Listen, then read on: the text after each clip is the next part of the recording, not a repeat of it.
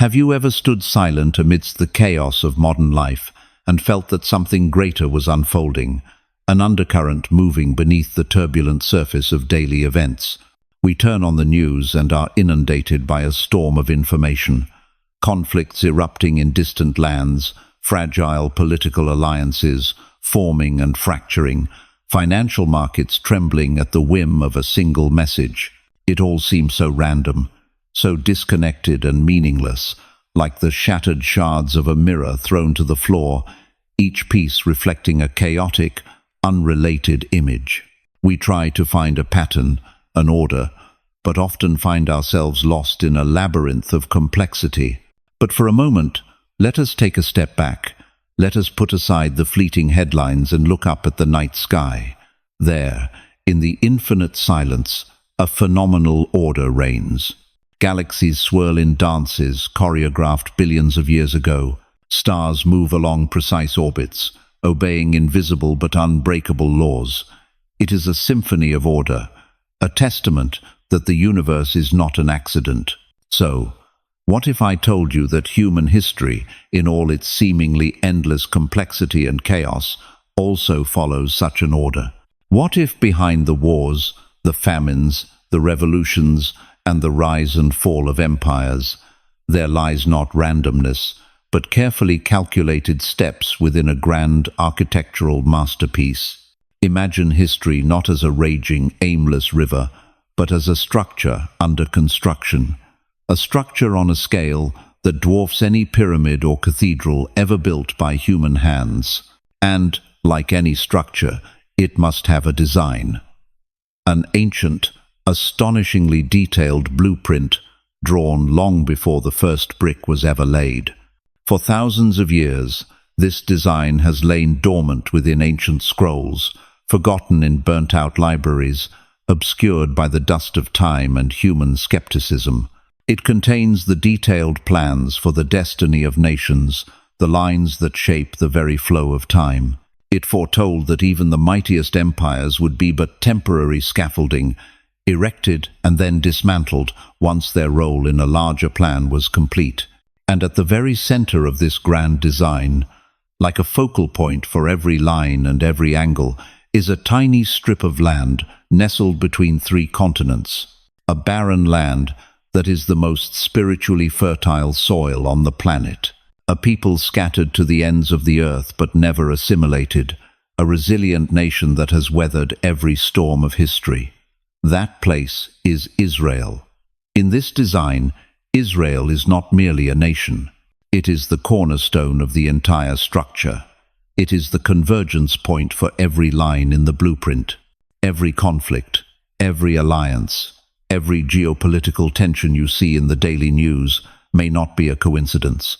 They may be the bricks being set into their designated places by unseen builders, the final steps to complete a great chapter in history. This story is an invitation to join me as archaeologists of time to unearth this forgotten design together. We will not use shovels and picks, but the most ancient texts of humanity as our tools. We will turn the pages of the prophet Ezekiel, who was granted a glimpse of this blueprint by the grand architect over 2.5 millennia ago.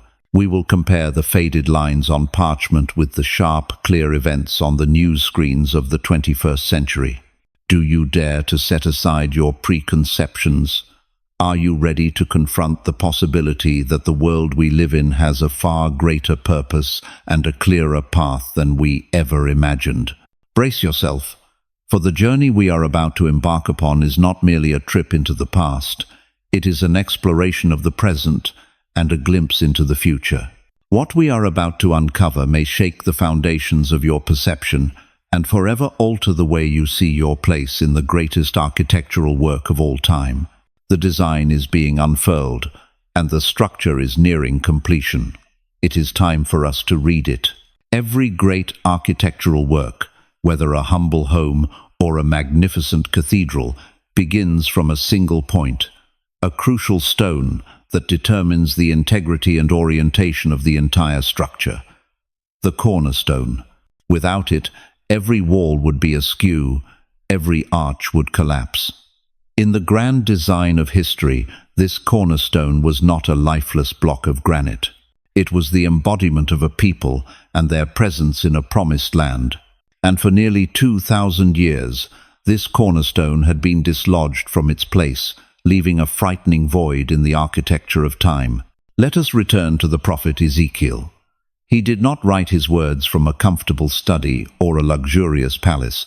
He wrote them on the banks of the Chebar River in Babylon, in exile. His people had been defeated, their homeland ravaged, their temple reduced to rubble. From a human perspective, it was the end. The history of the people of Israel seemed to be over. But it was in this place of utter despair that the grand architect showed Ezekiel a vision that defied all historical logic. It was the vision of a valley of dry bones. Ezekiel 37 describes a chilling scene, a valley stretching to the horizon, filled with human bones, bleached, dry, and scattered. They were the symbol of a dead nation, a hope that had turned to dust. Son of man, a voice from heaven asked, "Can these bones live?" Any rational observer of the time would have answered no. But then a divine command was given. There was a noise, a rattling sound, and the bones began to come together, bone to its bone. Tendons and flesh appeared on them, and skin covered them over. Finally, the breath of life was breathed into them, and they stood on their feet, a vast army. This was not just poetry. It was an architectural promise. The cornerstone, though shattered into pieces and scattered, would one day be reassembled and set back in its proper place. For nearly 2 millennia, the Jewish people lived as the embodiment of those dry bones. Scattered to every corner of the globe, they lived as strangers in foreign lands, without a common territory, a government, or an army. They endured unimaginable persecutions, from exiles and inquisitions to the ultimate horror of the Holocaust, a demonic attempt to erase them from the face of the earth. The prophecy seemed to be a distant memory, a faint comfort in an endless night. But the architect's design cannot be altered by human hands. The promise was sealed, "For I will take you out of the nations. I will gather you from all the countries and bring you back into your own land." Ezekiel 36:4. And then, on the 14th of May, 1948, to the astonishment of the world, the impossible happened. From the ashes of the great furnace, from the collapse of empires, the flag bearing the Star of David was raised over Tel Aviv. The modern state of Israel was born. The rattling of the dry bones had become the roar of a reborn nation. The cornerstone, after 2,000 years of exile, had returned. This event cannot be fully explained in political or military terms. It was an act of sacred architecture. It was the prerequisite, the mandatory first step for the rest of the design to be executed. Without a sovereign state of Israel existing in the land of Israel, Ezekiel's subsequent prophecies of a great future war would be rendered meaningless. The structure could not continue to be built if its foundation was incomplete. But the placement of the cornerstone did not bring peace. On the contrary, it was like completing a massive electrical circuit. Instantly, a current of spiritual and geopolitical energy began to flow. The very next day, 5 Arab armies attacked the fledgling state. The cornerstone had become a stone that causes people to stumble, and a rock that makes them fall, just as another prophecy had described. It became a magnet, attracting both admiration and the most intense animosity. Its return triggered a new and dramatic phase in this grand structure. Its return sent a signal across the world, a signal that the time of waiting was over. The preparation phase was complete. Now, the other forces in the design, powers that had lain dormant for centuries, began to stir. And one of them, a colossal shadow, began to stretch forth from the far north. Once the cornerstone was set in place, its very stability created a gravitational pull, a tension in the global structure. The design of history, like a complex architectural drawing, always includes counterbalancing forces. There must be pillars and beams to balance and distribute the weight. And as Israel, the cornerstone, was secured, the design reveals the emergence of a colossal counterforce, a pillar of power destined to play a pivotal role in the final act. Ezekiel describes it not by a modern national name, but by an ancient and mysterious title, a leader named Gog from the land of Magog. For centuries, historians, theologians, and biblical scholars have worked to decipher the identity of this northern power. Like careful archaeologists piecing together broken pottery, they have consulted ancient records. The first-century Jewish historian Josephus identified Magog with the Scythians, a fierce nomadic people who inhabited the territories north of the Black and Caspian Seas. Herodotus, the Greek father of history, also placed them in this same region. As time flowed, peoples migrated and empires rose and fell, but that geographical area, the vast land to the uttermost north of Israel, eventually took the shape of a nation we cannot mistake today, Russia. The design seems to be pointing a finger directly at Moscow. But the most stunning detail is not the identification of Magog, but the motivation that drives this power to act. In our world, wars are typically initiated out of greed, territorial ambition, resource competition, or ideological conflict. But Ezekiel describes a completely different scenario, one that challenges all theories of international relations. The Grand Architect declares to Gog, "I will turn you around, put hooks into your jaws and bring you out with your whole army." Ezekiel 38:4. Pause and reflect on this incredible imagery. Hooks in the jaws. This is not the picture of a willing, confident, and proactive aggressor. It is the image of a great beast, a massive bear perhaps, that may have wanted to go its own way, but is being dragged by an unseen master, pulled by an irresistible force in a direction it does not want to go. Gog and his armies are not the initiators. They are chess pieces, incredibly powerful ones, but chess pieces nonetheless on the board of the Almighty. They are drawn southward by a geopolitical and spiritual magnetism toward the mountains of Israel. For decades during the Cold War, the Soviet Union was a sworn enemy of Israel, but its direct involvement in the Middle East was limited. In recent years, however, we have witnessed a dramatic shift. Look at the map. Russia has intervened decisively in the Syrian civil war, establishing permanent military and naval bases on Israel's northern doorstep. They have become an indispensable power broker in the region. They have forged increasingly deep ties with Israel's mortal enemies. Is every arms deal, every joint military exercise, every diplomatic pronouncement another turn of the invisible winch, another tightening of the hooks in the jaws? Gog may believe he is acting in his own national interest, expanding his sphere of influence, challenging the West. But from the perspective of the design, those are merely surface reasons. The true impetus is a supernatural pull, a historical alignment to bring this massive pillar of power into its designated position for the final confrontation. The shadow from the north does not appear by chance. It is drawn, it is positioned, it is set. And once this great shadow is in place, it begins to attract other, lesser shadows to form a coalition foretold millennia ago. A coalition whose first-named member is a power that carries an ancient, festering enmity. A massive pillar, no matter how strong, cannot create a complex structure on its own. It requires crossbeams and supports to connect and form a unified whole.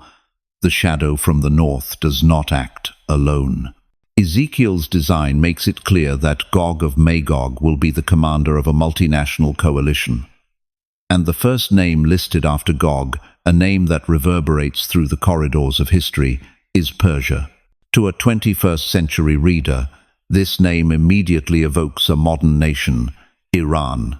Until 1935, the official international name for Iran was Persia.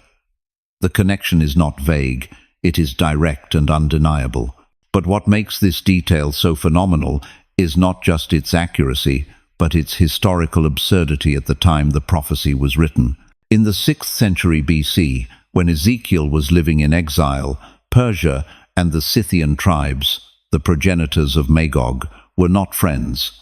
They were rivals, enemies competing for power and territory in Central Asia. The idea that they would one day unite in a military alliance to attack a not yet re-established Jewish state would have been considered madness. It would be like a Roman architect drawing a blueprint for a skyscraper made of steel and glass. His contemporaries would not have understood because the necessary materials and techniques did not yet exist. In the same way, the Russo-Iranian alliance is a geopolitical structure that the ancient world could not have conceived. And yet, Ezekiel saw it. He foresaw a distant future where old rivalries would be forgotten and new strategic interests would forge an unthinkable bond. Now, open your eyes to our world. That bond is no longer theoretical. It is playing out in our daily headlines. Russia and Iran have become critical strategic partners. They have fought side by side to preserve the Assad regime in Syria. They exchange military technology, from unmanned drones to advanced air defense systems. They coordinate diplomatic policies to challenge Western influence in the Middle East. They are building a new axis of power together, and the focal point of their shared animosity is the cornerstone: Israel.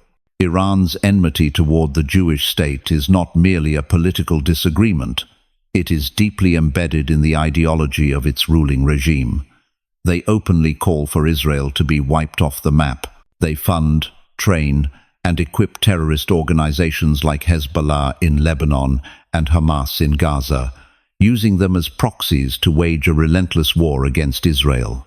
Every rocket fired from Gaza, every attack on the northern border, bears the fingerprints of modern-day Persia. This is not an alliance built on trust or friendship. It is a marriage of convenience, driven by shared objectives and a common enemy.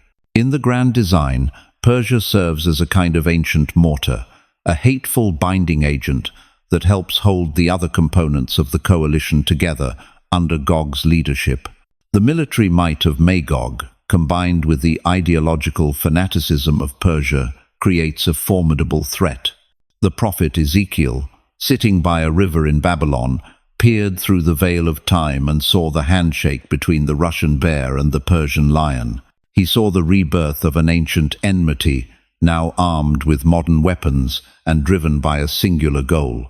The next brick in the wall of encirclement had been laid, but the siege was not yet complete. The design required other pieces to be moved into place, not only from the north and east, but from another strategic direction, one that many often overlook. The pincer movement had to be completed from the south. An effective strategic siege never comes from a single direction. A brilliant general will always seek to close the circle, to create a pincer movement from multiple sides to cut off retreat and demoralize the opponent. In the grand architect's design, the assault on Israel is orchestrated with just such flawless strategy. After identifying the main forces from the north, Magog, and the east, Persia, Ezekiel's blueprint points to two more members of the coalition, members who will complete the formation from the south. Their names are Cush and Put. To many, these names sound foreign and do not evoke a clear image. But to historical and biblical researchers, they are important geographical markers. Cush, in ancient texts, was the land just south of Egypt. While a portion of the ancient Kushite kingdom was in modern-day Ethiopia, its largest and most significant part corresponds to the nation we know today as Sudan. Put, likewise, is consistently identified by historians as the land of ancient tribes west of Egypt, the region that is now modern-day Libya. Look at a world map once more. Sudan and Libya. Two vast North African nations, rich in resources but often plagued by political instability and internal conflict. On the surface, they may not seem like military partners on par with Russia or Iran. They are more like pawns on the chessboard, while the others are rooks and queens. But in a grandmaster's game, victory or defeat is often determined by the strategic placement of those very pawns. And this is where the design comes alive in a terrifying way. In recent years, both Sudan and Libya have become theaters for a shadow power struggle, and the main player in that struggle is none other than Russia. Consider Sudan. For decades, Sudan was a hostile state to Israel, even serving as a haven for terrorists. But recently, an architectural shift has occurred. After years of negotiation, Sudan signed an agreement to allow Russia to build a strategic naval base at Port Sudan on the Red Sea coast. A Russian naval base on the Red Sea. This gives Magog direct access to one of the world's most critical shipping lanes and positions its forces where they can threaten the southern flank of Israel and its regional allies. What about Libya?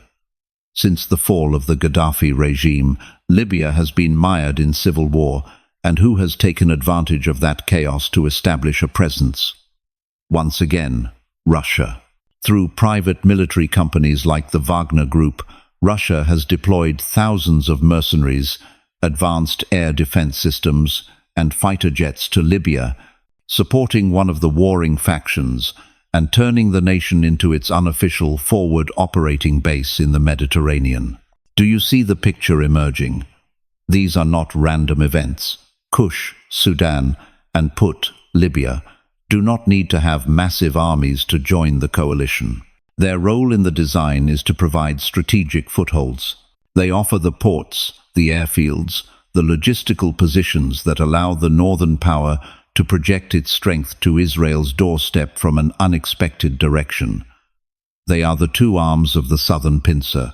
The arrangement is so subtle it is chilling. It is like watching a chess master quietly move his pawns into key positions several moves in advance, preparing for a coordinated attack that the opponent does not see coming. While the world's attention has been focused on the tensions in Syria or Iran's nuclear program, the foundation stones for the southern assault have been silently laid. The circle is closing. The north is covered by Magog, the east by Persia, the south by Kush and Put. But there is still one gap in the coalition, one final piece of the puzzle, and perhaps the most shocking piece of all, a development no political analyst could have predicted, yet one that was written clearly in the design 26 centuries ago. In every great story, in every historical drama, there is always an element of surprise, a twist that completely changes the dynamic. It is the betrayal of a friend, the shifting allegiance of an ally, an event that forces everyone to re-evaluate their understanding. In Ezekiel's design, this twist exists, and it goes by the ancient names of Gomer and the house of Togarmah from the far north. Deciphering these names requires careful historical detective work. Gomer, in ancient records including Assyrian texts, is often linked to the Cimmerians, an Indo-European people who migrated from southern Russia into Asia Minor.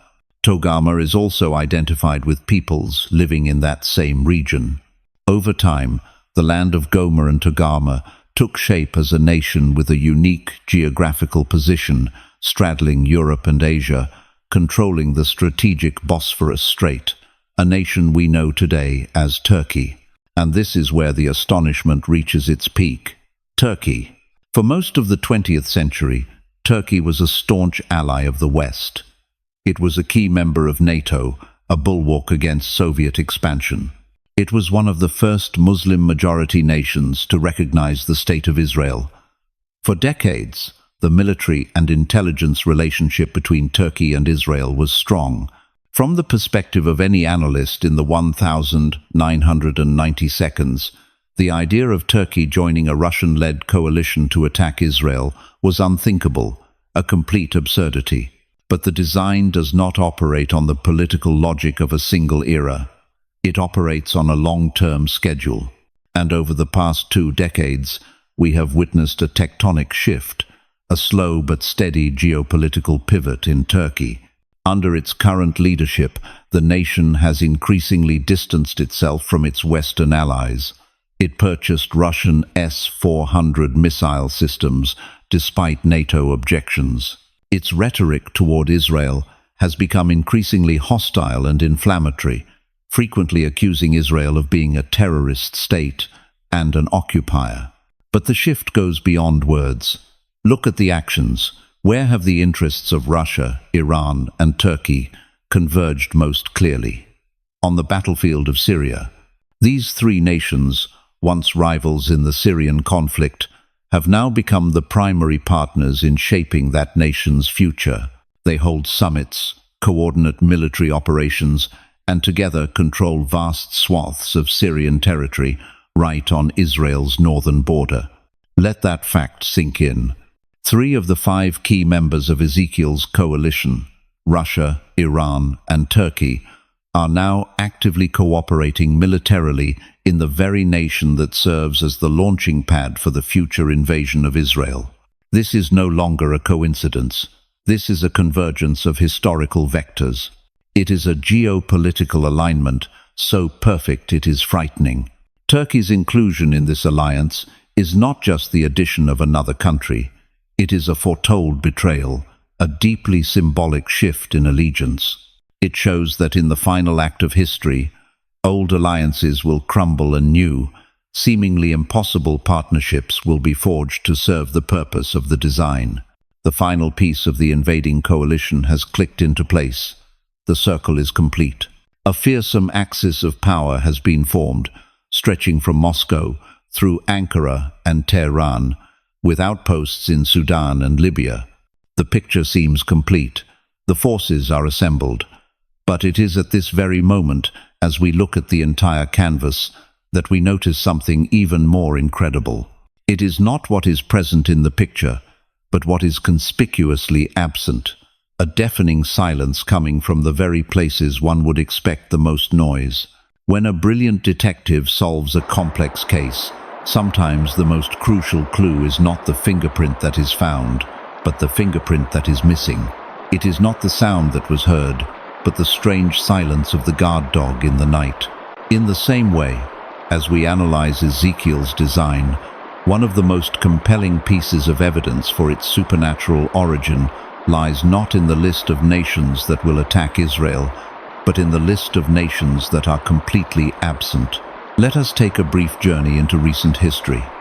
Since the State of Israel was founded in 1948, who have been its primary enemies?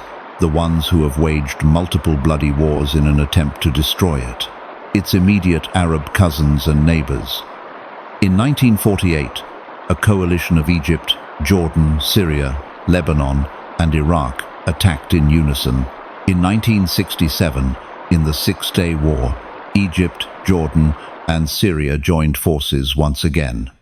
In 1973, in the Yom Kippur War, Egypt and Syria launched a surprise attack. For decades, the greatest existential threat to Israel always came from the nations with which it shared a direct border. Therefore, if any person in the 20th century had tried to write a prophecy about a great future war against Israel, they would logically have placed these nations at the center of the story. Egypt, with the largest army in the Arab world, Syria with its deep-seated hatred, Jordan with its long border, they would have been the obvious antagonists. And yet, open the book of Ezekiel to chapter 38. Read the list carefully. Magog, Persia, Cush, Put, Gomer, Togarmah. Do you see Egypt? Number. Do you see Jordan? Number. Syria, Lebanon, Iraq, Saudi Arabia, the United Arab Emirates? None of them. The historical arch-enemies are completely missing from the prophecy of the final Great War. This is a staggering omission, a deafening silence. For many years, biblical commentators puzzled over this detail. It seemed to run contrary to geopolitical reality. But then, in recent years, we have begun to witness an unbelievable shift, a realignment of the political tectonic plates in the Middle East. The guard dog in the night has not only remained silent, it has begun to wag its tail. It began with the historic peace treaty between Israel and Egypt in 1979, followed by the treaty with Jordan in 1994. But the real turning point came in 2020 with the Abraham Accords.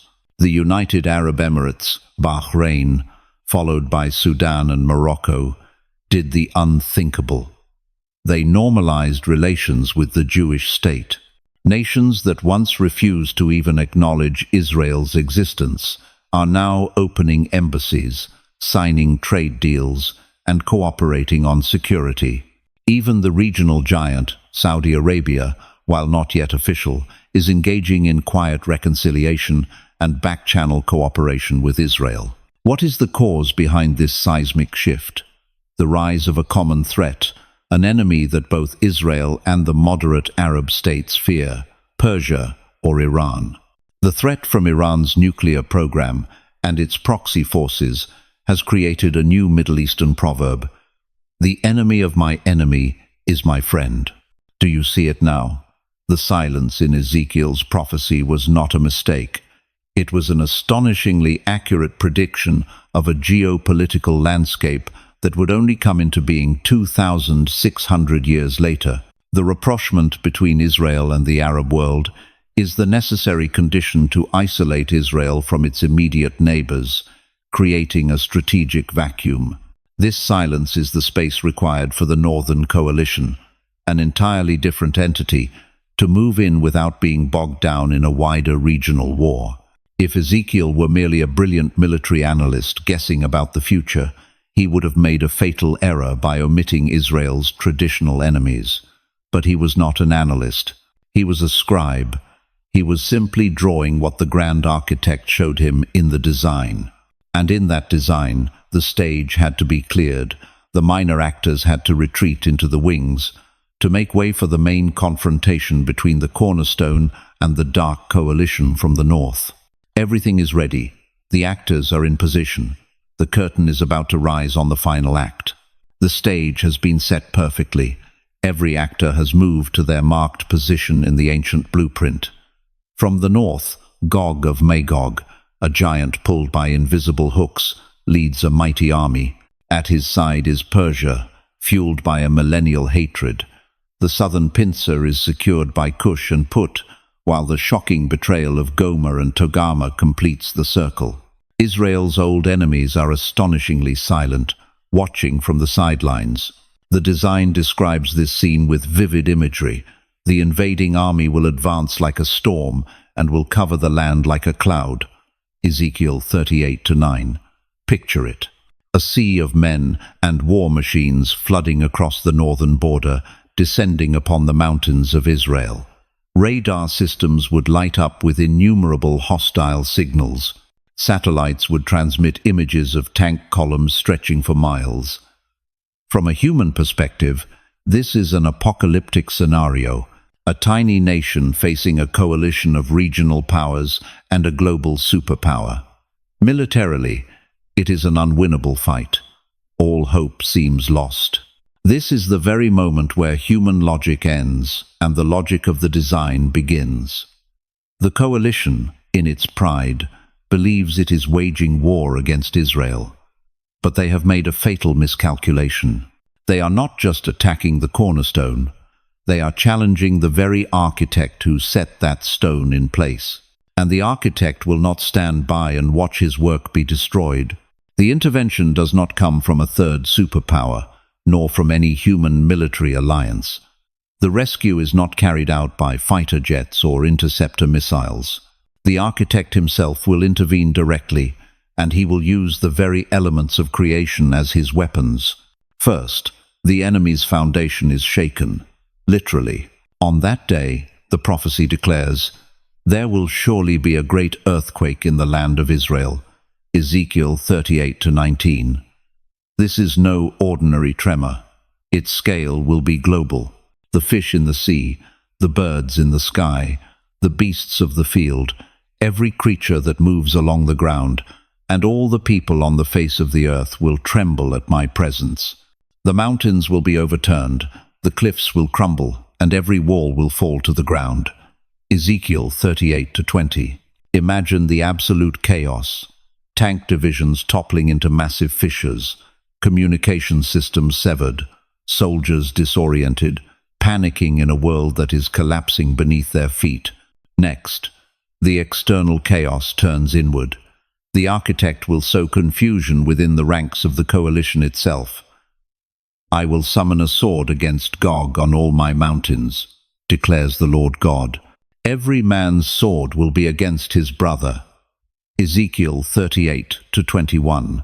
In the fog of the earthquake, in the loss of communication, military units will begin to fire on each other.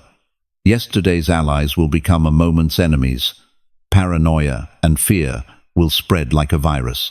The alliance built on shared hatred will disintegrate in a frenzy of fratricidal slaughter.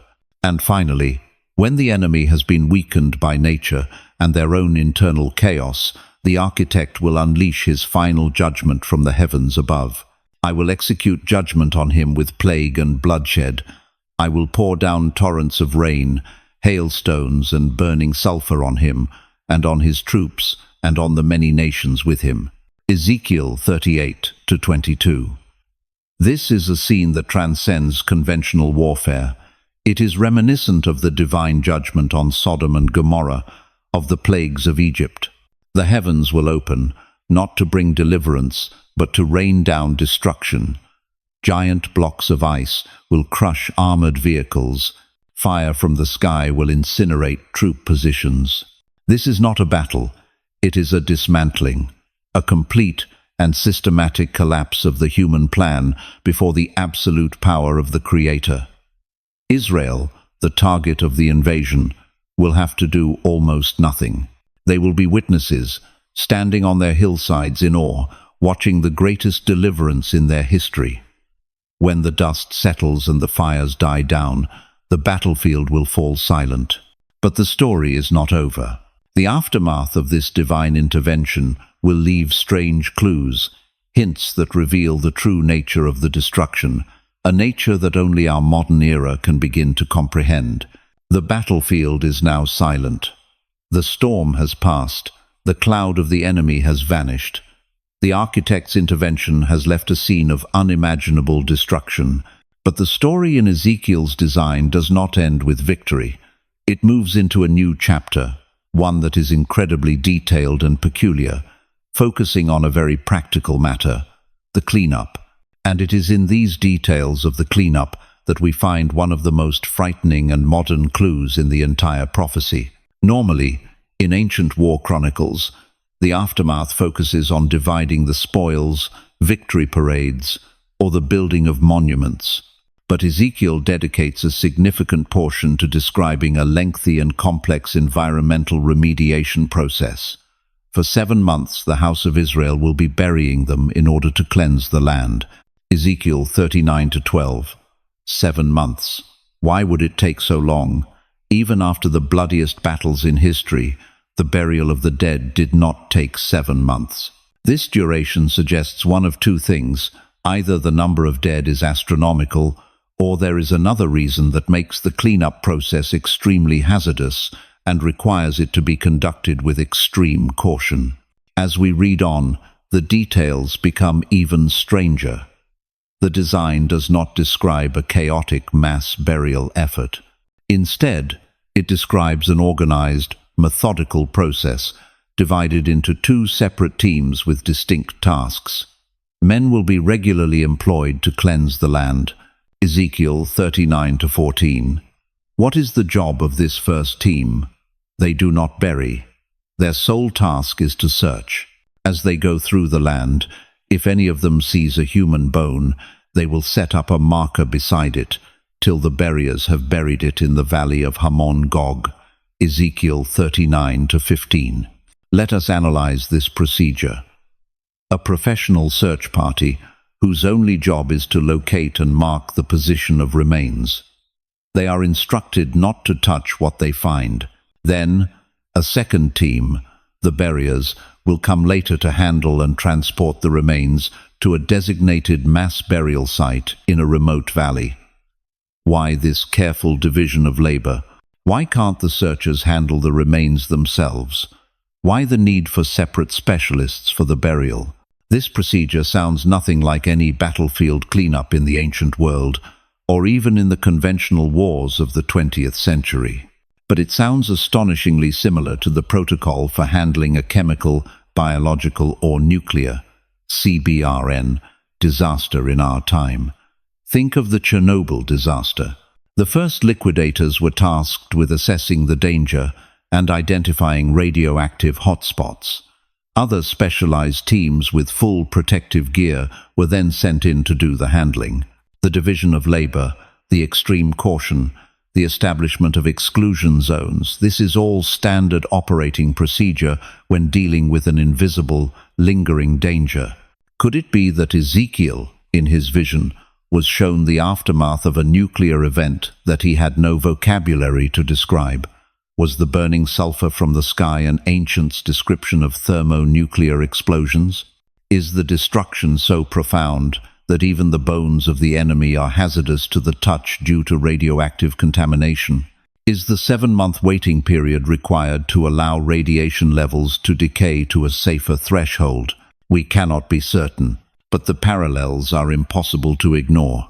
It suggests that the architect's intervention was not just a symbolic miracle, but the release of a terrible physical energy, an energy that only modern science is beginning to understand. The design seems to be telling us that the final judgment will use tools far beyond swords and arrows. The emphasis on cleansing the land also carries a deep spiritual meaning. The defilement of the Holy Land by the invading enemy must be utterly purged. This lengthy cleanup process is not just an environmental necessity, it is a national purification ritual, preparing the land for the final chapter and the ultimate purpose of the entire structure. The great revelation of the architect's own name. When the 7 months of purification have passed, when the last bone has been interred, when the land has been cleansed of every trace of the invasion, our story reaches its climax. But this climax is not a military parade or the establishment of a new empire. The pinnacle of this grand design is a moment of knowing, a revelation that transforms the soul of a nation and of the world. The entire grand architecture of history, with all its triumphs, tragedies, and terrifying wars, finally reveals its true purpose. That purpose is not destruction, but revelation. The grand architect stated his objective clearly from the beginning. And so I will show my greatness and my holiness, and I will make myself known in the sight of many nations. Then they will know that I am the Lord. Ezekiel 38-23. The war of Gog of Magog was not a war for territory. It was a lesson on a global scale, a demonstration of power designed to be irrefutable. Imagine being an Israeli who lived through this event. You watched the most powerful armies on earth assemble at your borders. You felt the despair as the war cloud covered your land. And then you witnessed the earth shake, the skies ignite, and the enemy self-destruct, while your own army barely had to fire a shot. What conclusion would you draw? Could you attribute it to luck, to your own military might, or to the intervention of some ally? Number. The only explanation, the only logical conclusion, is that the hand of God intervened. The prophecy states this will be the precise effect on the Jewish people. From that day forward the house of Israel will know that I am the Lord their God. Ezekiel 39-22. This event will end centuries of skepticism and debate. It will be a national spiritual awakening. The veil over their minds will be lifted, and they will recognize the God who preserved them through the desert, through exile, through the Holocaust, and has now miraculously delivered them. For many believers, this is the moment when the Jewish nation will recognize their Messiah, Jesus, whom they have long rejected. The Apostle Paul's promise in the book of Romans that all Israel will be saved will find its fulfillment. But the revelation is not for Israel alone. The design has a global scope. Then the nations will know that the people of Israel went into exile for their sin, and they will know that I am the Lord their God. Ezekiel 39-23, 28. The entire world will have been an audience to this drama. The nations that stood by, perhaps with glee or indifference, will now have to confront an undeniable truth. This event will shatter every atheistic ideology, every self-important humanistic philosophy. It will prove that history is not a random process of social evolution, but a story written by a purposeful author.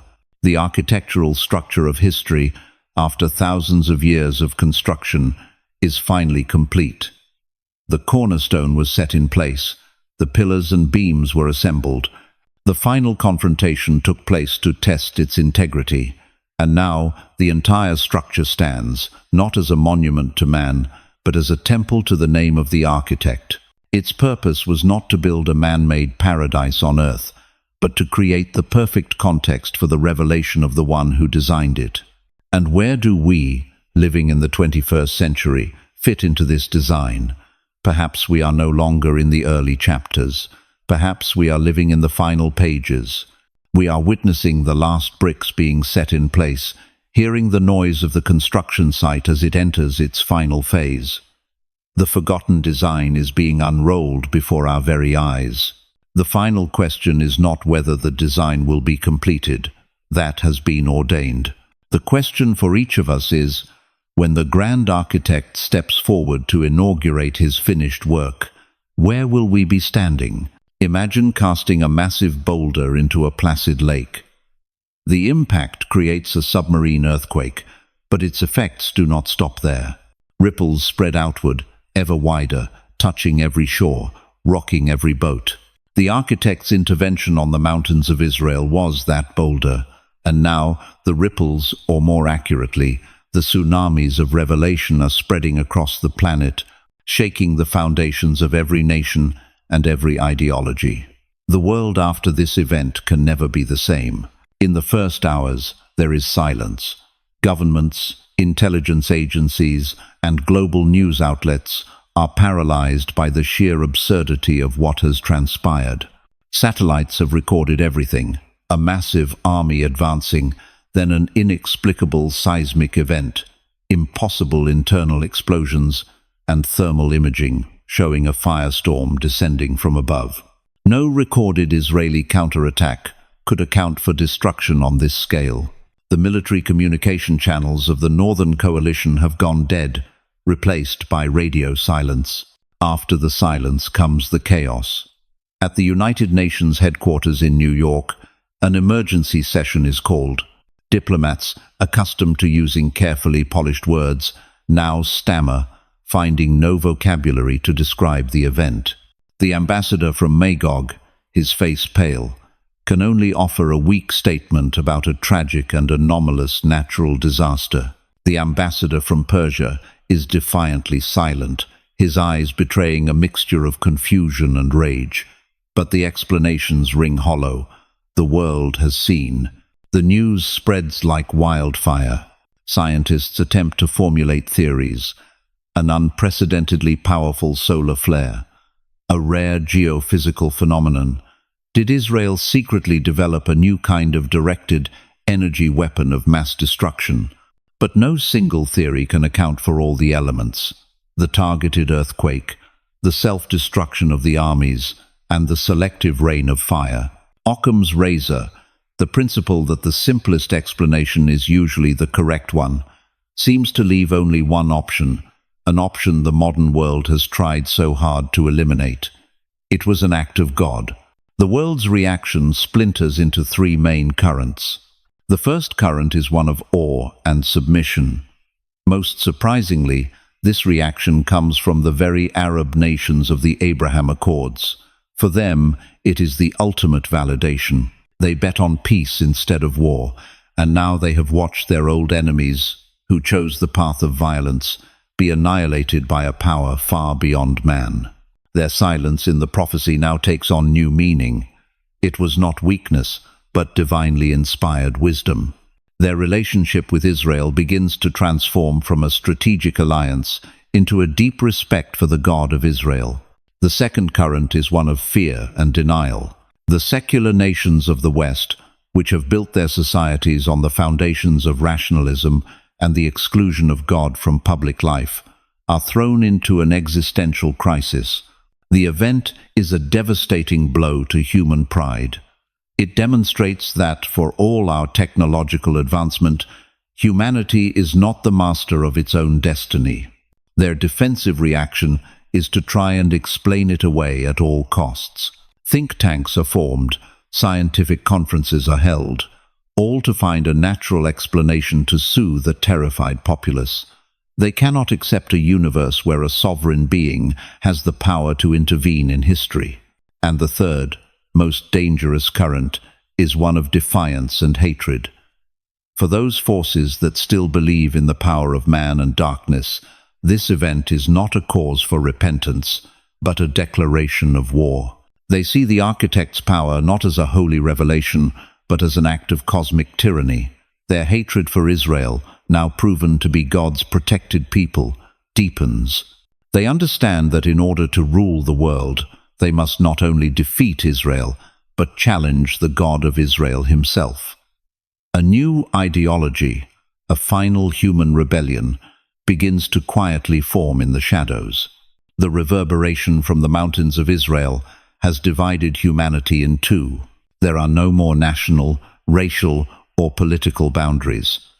There is now only one dividing line, the line between those who bow to the revelation and those who stand in defiance of it. And while the world grapples with this new division, at the epicenter of the event, an even more profound transformation is taking place. The cornerstone is not just standing firm, it is beginning to shine. While the outside world reeled in confusion, fear, and debate, a different kind of quiet settled over the land of Israel. It was not the quiet of fear, but the quiet of sacred awe. A people who had lived for millennia with the question of God's existence and his silence had now received an answer so unambiguous it was deafening. Their history, from Abraham to Moses, from David to the prophets, was not a collection of myths. It was a living reality, and the latest chapter had just been written with fire and earth. The transformation was not instantaneous, but it was profound and irreversible. It began with the soldiers on the Golan Heights, who had prepared for a battle for their lives, and ended up as mere spectators. They were the first witnesses. Their shaky cell phone videos and choked-up calls to their families spread across the nation before the government could even issue a formal statement. "We did nothing," one soldier said through tears. "He fought for us." That phrase, "he fought for us," became a national refrain. It was written on walls, sung in new songs, whispered in prayers at the Western Wall, a spiritual awakening, unseen since the days of the ancient kings, began to sweep the land. Synagogues, often full only on high holidays, were now packed every day. Secular Jews, who had treated their ancestral faith as little more than a cultural heritage, began to search their roots. They dusted off old Tanakh, reading the words of Ezekiel not as history, but as breaking news. This transformation also completely altered the political and social landscape. The debates between left and right, religious and secular, which had divided the country for decades, suddenly seemed petty and irrelevant. A new sense of unity and divine purpose arose. The most important question was no longer about border security or the economy, but how do we, as a nation, respond to God after what he has done? The answer began to form around an idea once considered extremist and impossible: the rebuilding of the Holy Temple in Jerusalem. For centuries, the Temple Mount had been occupied by Islamic structures, and any talk of rebuilding the Jewish temple was a potential trigger for a world war. But now, the context had changed. The destruction of the Northern Coalition had critically weakened radical Islamic forces. The moderate Arab nations, in their newfound awe, no longer objected with the same ferocity. Historic negotiations began, paving the way for the Jews to have the right to worship and rebuild their sanctuary on their most sacred site. Israel was transforming from a military fortress into a spiritual lighthouse. Seekers of truth from all over the world began to flock to Jerusalem, not as tourists to see historical ruins, but as students to learn from a people who had experienced God's direct intervention. Scholars, theologians, and ordinary people came, bringing their questions about the meaning of life and the future of humanity. However, the light of a lighthouse does not only attract lost ships, it also infuriates the creatures of the dark. As Israel became more holy, more devoted to its God, the contrast between it and a world growing in defiance of God became starker. A new kind of jealousy and hatred began to fester. Israel was no longer hated because it was militarily strong or economically successful. It was now hated for its very holiness, for its special relationship with the Creator. This reborn nation, in its new glory, was unaware that it was becoming the target of a new kind of enemy, one far more subtle than Gog and his armies. This enemy would not come with tanks and missiles. It would come with promises of peace, unity, and a bright future for all mankind. And it would seek to extinguish the lighthouse not by force, but by a grand deception. The architecture of history was entering a new phase, where the battlefield was no longer the land, but the very soul of man. The sudden and total collapse of the Northern Coalition was not just a spiritual event, it created a geopolitical earthquake, a massive power vacuum on the world stage. Imagine a solar system in which one of the largest planets suddenly vanishes. The orbits of the remaining planets would be thrown into disarray, the delicate balance would be shattered, and chaos would inevitably ensue. Magog, Russia, once a military superpower, was now reeling. Its most elite forces had been annihilated. Its national pride was crushed. A deep political and economic crisis engulfed the nation. Persia, Iran, the ideological driver of the coalition, shared a similar fate. The theocratic regime, which had built its legitimacy on the promise of destroying Israel, was now exposed as powerless before the God of Israel. Satellite nations like Turkey, Sudan, and Libya were also thrown into turmoil. The consequences rippled globally. Energy markets convulsed as major suppliers were knocked out of the game. Global supply chains were broken. Old military alliances, like NATO, suddenly lost their traditional adversary and faced a crisis of purpose in a new world where the conventional rules of war no longer applied. The world teetered on the brink of a global economic depression and an era of unprecedented chaos. Fear and uncertainty gripped humanity, and it is in this fertile soil of chaos and desperation that a new seed began to sprout. Humanity, in its fear, craved nothing more than order, stability, and peace. They were tired of war, tired of ideological conflict, tired of uncertainty.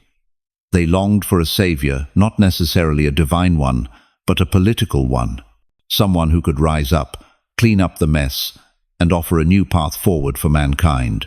And then he appeared. He did not emerge from any of the traditional superpowers. Perhaps he came from Europe, carrying the legacy of the ancient Roman and Greek civilizations. He was not a general with a chest full of medals. He was a diplomat, an economist, a supremely charismatic orator. He was young, handsome, and his words were like honey. When he spoke before international forums, the world fell silent and listened. He did not speak of war, he spoke of peace. He did not speak of division, he spoke of unity. He did not deny the event in Israel. On the contrary, he acknowledged it. He called it a wake-up call for humanity, a sign that we could not continue on the old path of conflict. He praised the God of Israel for intervening to prevent a catastrophic war. But then he skillfully added that the true message of the event was that all of us, of all faiths, must work together to build a better world. His solutions were simple and captivating: a new system of global governance, a system that could solve the problems individual nations could not, from climate change and economic crises to the prevention of future wars. He proposed a global economic plan to stabilize the markets, a comprehensive peace treaty for the Middle East, and a common security framework to ensure that a tragedy like Gog's invasion would never happen again. He became the hero of the age. Time magazine named him Person of the Year. He was awarded the Nobel Peace Prize. World leaders, from Washington to Beijing, admired his wisdom and vision. To a humanity desperate for hope, he was the answer. He was the peacemaker, the one who brought order out of chaos. And in his Middle East peace plan, he achieved the impossible. He not only supported Israel's right to rebuild its temple, but he personally brokered and guaranteed a historic treaty, a covenant lasting 7 years, that ensured Israel's security and allowed for peaceful worship by all nations in Jerusalem. To many, including some in Israel, he seemed to be a messenger sent from God himself. But in the grand design, nothing is accidental. The rise of this peacemaker, out of the power vacuum left by Gog's fall, was the next brick being set in place. The stage was being cleared of the old, brutish enemies to make way for a new kind of antagonist, an enemy who came not to destroy the cornerstone, but to co-opt it for his own purposes. The real war was just beginning. Consider the difference between two weapons. The first is a sledgehammer, an instrument of brute force. It smashes, it crushes, it destroys loudly and obviously. The second is a surgeon's scalpel, sharp, precise, and almost silent. It doesn't destroy from the outside, but penetrates within, excising what it wants with such subtlety the patient may not even be aware until it is too late. The invasion of Gog of Magog was the sledgehammer. It was loud, violent, and its objective was clear: the physical destruction of Israel. But after the sledgehammer was broken by the hand of the architect, the design reveals a new phase, a new war. The next enemy would not use a sledgehammer. He would use a surgeon's scalpel. The conflict shifts from a military confrontation to an ideological infiltration, a war for the soul. The central figure of this new war is the peacemaker who rose from the chaos. The ancient texts call him by many names: the beast, the Antichrist. He is the pinnacle of human rebellion, not through atheism, but through divine imitation. He is a perfect counterfeit of a savior, but utterly hollow inside. He doesn't deny God. He seeks to replace him. His deception is irresistibly alluring. Look at what he offers: a broken world. He brings peace. After the destruction of Gog, he architects an era of unprecedented stability. He brings prosperity. With his global economic plan, he revives the markets, creates jobs, and offers a sense of security everyone craves. He brings unity. He calls for a new global brotherhood that transcends religious and national barriers. He claims that we are all children of a common creator, and the path to this creator is not through divisive doctrines, but through service to humanity. He even performs miracles. The ancient texts predict he will have power to perform great signs and wonders, even causing fire to come down from heaven to the earth in full view of the people. Revelation 13:13. After the event of fire from heaven that destroyed Gog, a similar display from this peacemaker would serve as an undeniable validation of his power. See, the world would say, the power once used for judgment is now being used by this man to heal and unite. He must be the chosen one. His system, a one-world government, a one-world economy, and ultimately a one-world religion, is built on the foundations of convenience and security. To participate in this new economy, to buy and sell, people will be required to receive a mark, perhaps a biochip or a digital tattoo. It will be promoted as a great step forward, a way to fight crime, eliminate physical currency, and create a more efficient society. But it is, in reality, a mark of allegiance, a pledge of loyalty to the system of man over the system of God. This new war has no clear front lines. The enemy wears no uniform. He speaks the words you want to hear. He solves the problems you fear. He offers the comfort you crave. To a tired and frightened world, Accepting his system seems to be the only rational choice. To refuse it is to be branded a divider, an extremist, an enemy of progress. Even in Israel, the spiritually reborn nation, this deception begins to take root. This peacemaker is the one who guaranteed their security treaty, the one who helped them rebuild their temple. He appears to be a friend, an ally. How could they oppose the one who has brought them the peace and security they have always dreamed of? This is the ultimate test. The invasion of Gog was a test of God's power. The rise of the peacemaker is a test of man's discernment. Will humanity, even after witnessing the great revelation, choose a false peace created by man, or will they remain loyal to the true peace that comes from the architect alone? The surgeon's scalpel is slowly penetrating, and the surgery on the soul of humanity is about to begin. When we step back and look at the entire canvas, a breathtaking truth emerges.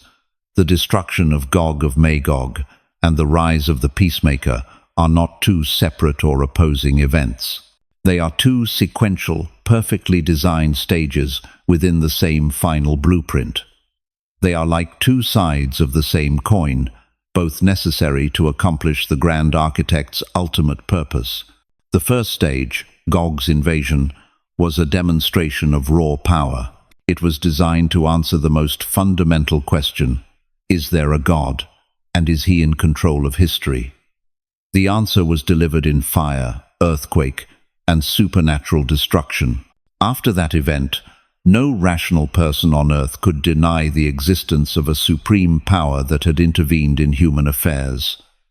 Atheism, as a viable philosophy, died on the mountains of Israel, but knowing that God exists is only the first step. The next, and more important, question is this: how will humanity respond to that truth?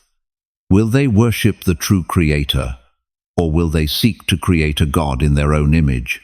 This is the purpose of the second stage, the rise of the Antichrist. He is humanity's answer to God's revelation. Instead of bowing before a holy and righteous Creator, mankind, under his leadership, chooses to create its own savior. A savior who offers everything they want: peace, prosperity, unity, without demanding repentance or holiness. He is the embodiment of deified humanism. He is the worship of man himself. The final design reveals a binary test.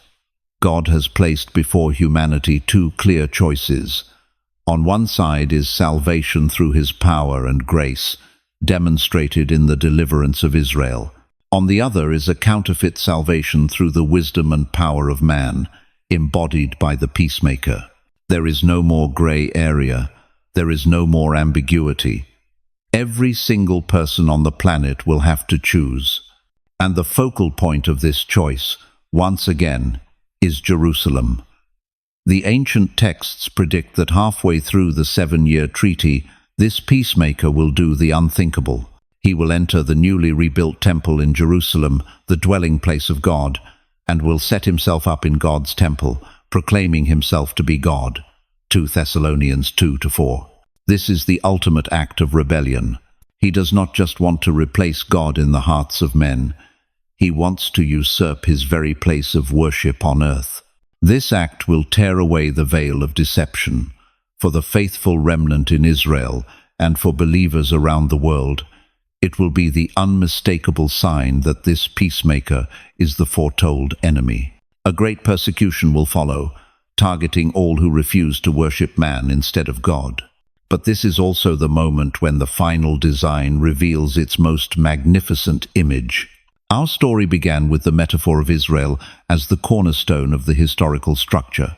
That is true, but it is only part of the truth. The ancient texts speak of another stone, an ultimate chief cornerstone upon which the entire universe is built. The stone the builders rejected has become the cornerstone, Psalm 118-22. That true cornerstone is the Messiah, Jesus Christ. His return is the final event toward which the entire design is pointing. The destruction of Gog, the rise and fall of the Antichrist, they are all preparatory events. the thunder before the arrival of the true king. He will return, not as a baby in a manger, but as a conquering king, to judge the final rebellion of man, to rescue his people, and to establish a kingdom of true righteousness and peace on earth. The architecture of history does not culminate in a world ruled by man, no matter how perfect it may seem. It culminates in the visible presence of the architect himself, ruling from Jerusalem. Every knee will bow, and every tongue will confess that he is Lord.